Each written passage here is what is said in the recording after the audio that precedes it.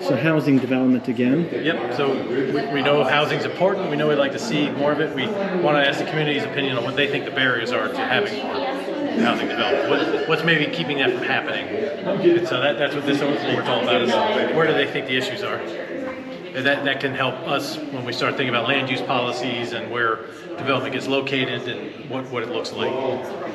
And again, having covered Ross County commissioners, they pointed out we have a desperate need for housing, but last year we had only one housing development started and another one talked about. Yep, that's right. That there's a big backlog. Yeah, that's right. If you look at the data, housing development overall has really slowed down since probably 2010. The number of permits issued has declined a lot. That's right. Since the housing market dropped in 2008, the Great Recession. Since then, I mean, literally very, very little residential development in Ross County. And, you know, hopefully that'll change. That's what this plan will help us try to figure out. We just need to know from the people where, when, and how, what kind. We have opportunities with certain developers here recently. We're looking at a particular project right now. We'll hopefully learn more about it in the future, but there's some opportunity coming downstream. Is a lot of the housing need coming from Central Ohio?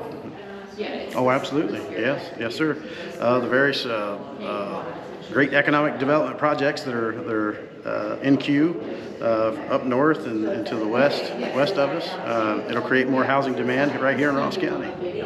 People are willing to drive an hour and a half, 2 hours? We're in the commuting shed for Columbus and to the west, and where the Honda factory is, for example, or will be. Yeah. You said commuting shed? Mm-hmm. Okay. Yeah, that's what I call it. Like watershed? Yeah.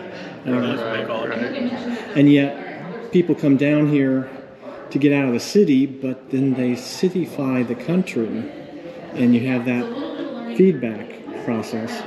That's always a risk. Okay. All right. Next. Now we're spending some big money. Yeah, so one of the things we like to do is get as we're doing the engagement, get people start not just thinking about topics, but, you know, sometimes different programs, different things we want to focus on. There's always a budgetary thing to it, and these plans are public facing, and maybe give the county commissioners a little feedback on where people would like to prioritize, you know, future budget spending. So this exercise is really all about telling us where you think the county should try to prioritize its spending patterns to help address some of the issues we're talking about. So we pull out these little, what we call them budget bucks. We give everybody, I like to say, $1,000 of my money because I cut it out myself. And they can kind of they can distribute it through all the categories. They can put it all in one category if that's really where they feel the priority should be. So that's kind of what this one's all about. Okay, so you have a paper clip full of 10. You get 10 $100 bills for each visitor. Okay. Yep. So as long as you're not embezzling money, you put your that's right. money where your mouth is. Yeah, I guess we are working a little bit on the honor system here. If somebody grabbed two, we wouldn't know. Okay. And all this will be at each site throughout the county. Yeah, we're going to replicate this for all these county level boards. They're all going to be the same boards. The ones that will change, we're going to talk about in a little bit, will be township specific ones, which are similar themes. So or village specific. Yeah, village specific too. Yeah. Okay. So amenities. Yep. This one's really. Hey, what other amenities would you like to see here in Ross County? What else can we improve on? Quality of life is a big part of communities now. Whether you're talking about business attraction or just people wanting to stay here and live out the rest of their lives here. So we want to know what it is that they're looking for in terms of quality of life. It looks like childcare and museums and art and theater are about, those are the two top. Yeah, so far those are the ones getting the most votes. Well, considering how many museums we have, I'm glad people think we need more. Yeah, but I'm biased. Kind of all things cultural is in there, but it's great that we've certainly heard about and seen for ourselves that there's a thriving arts and museum and cultural community here, and it seems like that's really something that people like and want more of. So that's great to see on the board. Okay. And then something that I'm very concerned about, the open space, the view sheds, the rural aspect. Yep. Yep, we really want to know, Ross County has a lot of rural and open space areas. We really wanted to gauge the community's opinion on just how important that is to them and preserving that way of life in some ways, as some people would look at it. And farming is very important in Ross County too. Yes, absolutely. But so is logging, and people complain about the hills being cut bare. Okay. Yeah, that's a great point. Is that production? Is that agriculture? Is that open space and you're not conserving open space? Yeah, there's always a juxtaposition in there, so that's something we have to think through as we move forward. We're right on the border between prime farmland, the plains of Ohio, and hilly southeast Ohio. Yep. So we have both aspects that are major. Yep. And I think a lot of people really miss it that Ross County has a major agricultural sector. Yeah. Very vast expanses of farmland in our northwest. So they're very important to us. That's why ag and open space is one of our focus groups. We met yesterday, in fact, had a great conversation. Yes, it is a culture. These are family-run businesses in the ag industry here in Ross County. So their voices are important to us. Yeah, and I think that's a really important point. That they're not just folks working farms; they're business owners. Yes. And they're a big part of the economy here in Ross County. We want to make sure we encourage and understand that as part of this process. And a vast majority of them are family-run right here in Ross County. And you can't run a farm anymore unless you're a good business person. That's right. In fact, some of the folks we spoke with yesterday said that exact same thing. Yeah. Although we don't have the vast swath of farmland like in Fayette County, but I think it's balanced out by our timber industry. Yep. Mm-hmm. Okay. And tools for Ross County. Yep. So, at the end of this process, we're going to come up with some recommendations on paths forward. This question is kind of specific about if there's any sort of land development type ordinances or policies that the county should consider putting in place. Really, all the things we're talking about, building amenities, preserving farm space, what tools do we want to make available to help basically make sure that those things are accounted for as we make decisions for future developments or preservation of farm space. We want to make sure we have the tools in place to help enforce that too. And so we put out a variety of options ranging from fairly complex to nothing at all, and trying to gauge the community's topic for which ones they would find favorable. And these are not exclusive of each other? They don't have to be.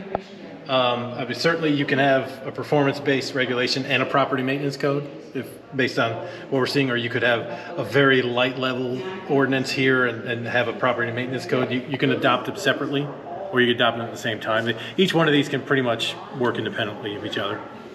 The first two, are they sort of...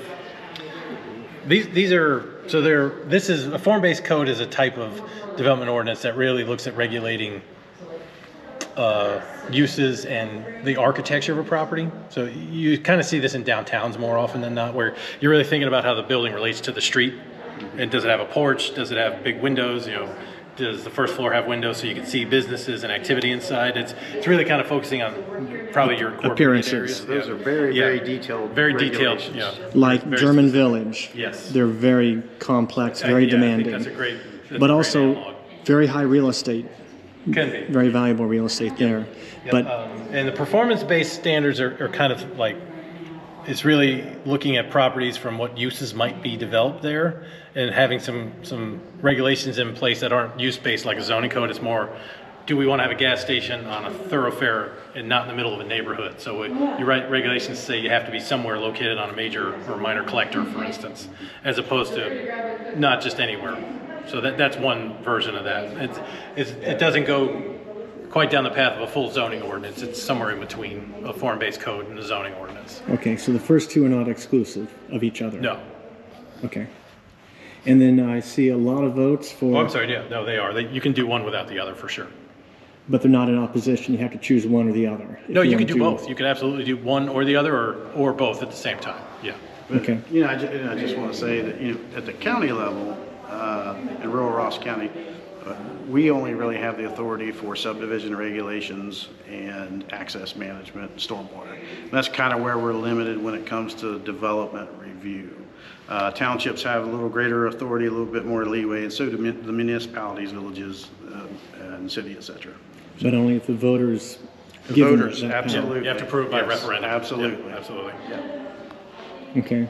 I see property maintenance and nuisance has a lot of votes there. Yeah. So that's a major concern to people. Yep. Yep. And that really is concerned with more dilapidated structures, you know, making sure that things aren't out there that are unsafe. Yeah, trash in the yard and whatnot. Yep. Inoperable vehicles that are, you know, haven't been moved in a long time, that kind of thing. Well, that's one thing with my coverage of the land bank that they talk about, that they've been able to get out in the county, or at least the towns, villages, and address dilapidated properties. Yep.